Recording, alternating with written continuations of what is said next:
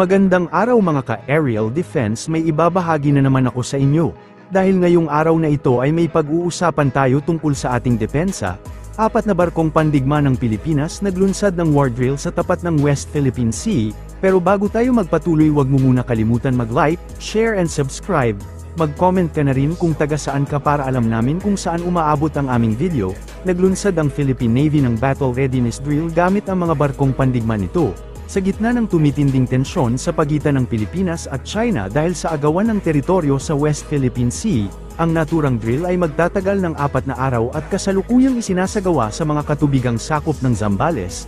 Kasama ang Philippine Fleet, ang naturang drill ay tinawag na Philippine Fleet Unilateral Exercises, kung saan ginagamit dito ang mga pangunahing barko ng Navy tulad ng mga guided missile frigate na BRP Jose Rizal at BRP Antonio Luna. Ginagamit din dito ang mga aircraft ng Philippine Fleet tulad ng anti-submarine AW-159 helicopter at patrol plane Beechcraft TC-90. Batay sa inilabas na opisyal na statement ng Philippine Fleet, ang simulation ngayong taon ay magpo-focus sa malalimang naval warfare operations. Susukatin din dito ang interoperability sa pagitan ng mga warship ng Pilipinas, kasama ang mga sasakyang panghimpapawid. Ayon naman kay Captain Joselito de Guzman, ang acting commander ng Offshore Combat Force, pag-aaralan nila ang kahandaan at kapasidad ng mga offshore combat vessel tulad ng Jose Rizal class frigates at Del Pilar class patrol vessel. Ang probinsya ng Zambales, kung saan isinasagawa ang naturang drill, ay nakaharap sa Scarborough Shoal o Bajo de Masinloc, ang nagsisilbing traditional fishing ground ng mga Pilipinong mangingisda sa West Philippine Sea. Naging matagumpay ang serye ng warfare simulation na ginawa ng Philippine Fleet gamit ang mga barko nito.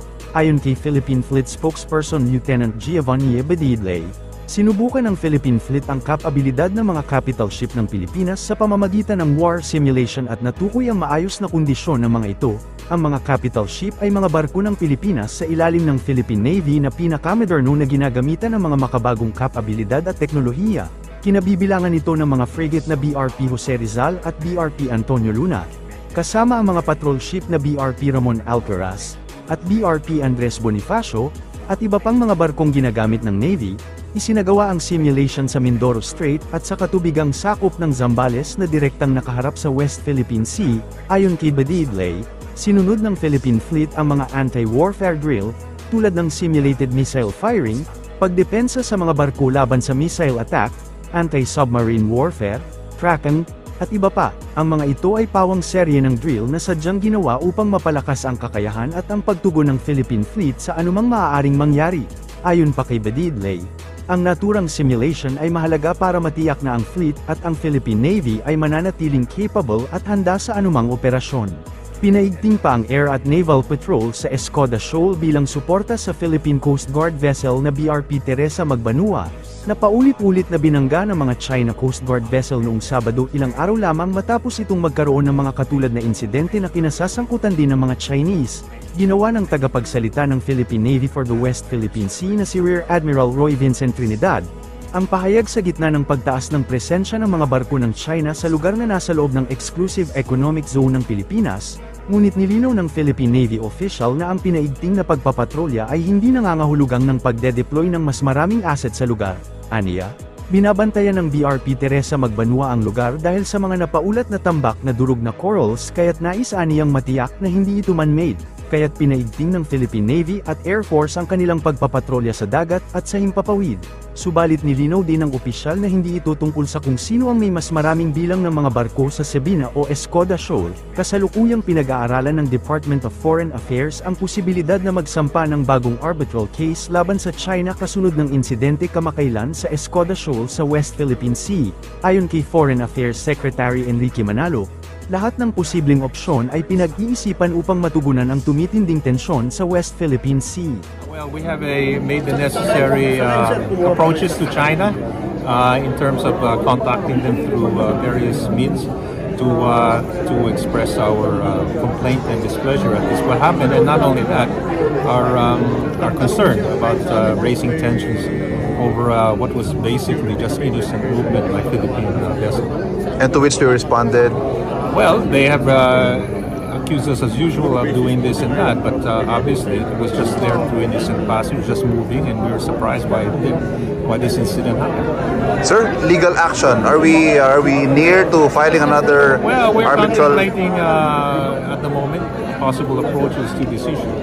And I think siguro in the coming days or weeks, you'll probably have a better picture of where we're headed on this. But certainly it doesn't help the situation yung ginawa nila. Idinagdag ni Manalo na sa mga susunod na araw o linggo, inaasahan nilang magkakaroon sila ng mas malinaw na larawan sa direksyong dadalhin ng isyong ito. Samantala, gumagawa na rin ng mga kinakailangang hakbang ang gobyerno ng Pilipinas para formal na may parating ang kanilang reklamo sa China, kaugnay ng insidente sa Escoda o Sabine Shoal sa West Philippine Sea. Nabanggit ni Manalo na layunin ng Pilipinas na ipaalam sa China ang lumalaking tensyon, lalo na kung isa sa alang-alang na ang paggalaw ng sasakyang pandagat ng Pilipinas ay inosente. Gayunpaman, binigyang diin ng kalihim na gaya ng nakagawian, patuloy na inaakusahan ng China ang Pilipinas ng mga ilegal na aktibidad, sa kabila ng malinaw na paglabag ng China sa mga internasyonal na batas pandagat. Sa isang panayam naman kay Commodore J. Tariel at tagapagsalita ng Philippine Coast Guard para sa West Philippine Sea, sinabi nitong mananatili ang BRP Teresa Magbanua sa Escoda Shoal kahit anong mangyari. Sa pagtatanong kay Commodore kung ano ang plano ng ating PCG matapos banggain at mabutas ng China ang mga barko ng Pilipinas, at ang planong ubusin din ng China ang barko ng Pilipinas sa West Philippine Sea sa pamamagitan ng pagbangga. Anyway, paano diskarte natin dito sa ginagawa na naman pangharap? Yung latest, binutas na Yun naman. na nga eh. Oh. Yung barko natin, parang magkakatotoo yung sinabi namin sa iyo dati, na baka ang gawin nila, uubusin nila lahat ng barko, sisirain nila ang barko natin. Paano diskarte natin dito sa latest? Well, una sa lahat, Sir Alvin, no? Despite of the damages, no, na tinamo ng ating BRP Teresa Magbanua, ang ating pong Commandant Admiral Ronnie Hilgaban has expressed his commitment to the President.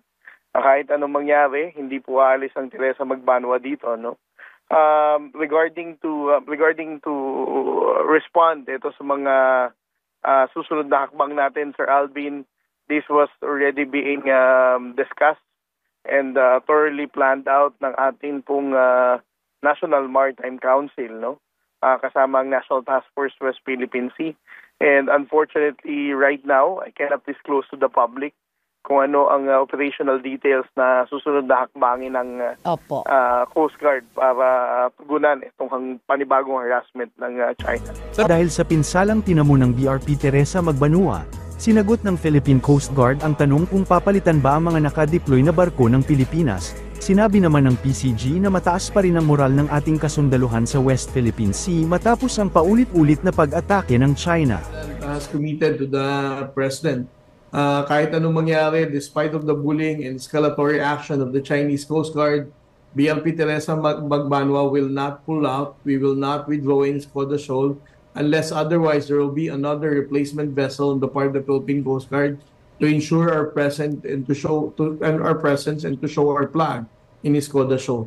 Okay. Kung wala pa tayong barko na dadating dyan para pumalit sa Magbanua, then the Teresa Magbanua will continuously maintain its presence there, and she's not going to sail back to Palawan. Sir, I'm Loris, no? Ang atin pong mga tao pa rin naman sa onboard BRP Teresa Magbanua remains to be on high spirit, mataas ang moral. They know the danger and the responsibility on their shoulders now to make sure that they will hold the line for our presence to maintain in Escoda Shoal. No? Kasama na yan sa ating sinumpaang tungkulin. And as I said, no, the Coast Guard personnel on board Teresa Magbanua, based on their last conversation with the Commandant, they are on high spirit and they are happy with their patriotic duty na ginagawa para sa bansa natin. Para sa mas madaming update tungkol sa ating depensa, paki-follow at like muna ng aming page na nasa description na ang link. Huwag mo na rin kalimutan mag-like, share and subscribe. Pindutin mo na rin ang bell para updated kayo sa aking mga bagong video. Maraming salamat po.